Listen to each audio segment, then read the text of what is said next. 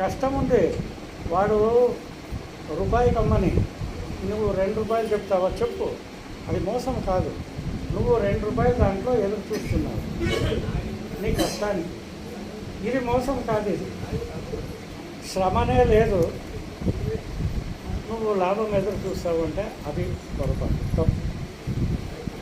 ఇంత తిట్టుకోలేమా? ఇంత కూడా నా సాధ్యం కాదు, సాధ్యమే.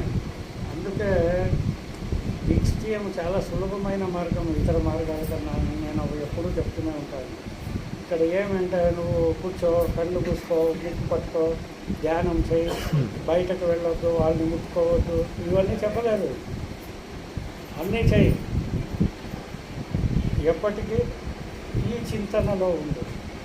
ఏది చచ్చే వరకు, నిద్ర వచ్చే వరకు ఈ చింతనలో ఉండు అని చెప్పి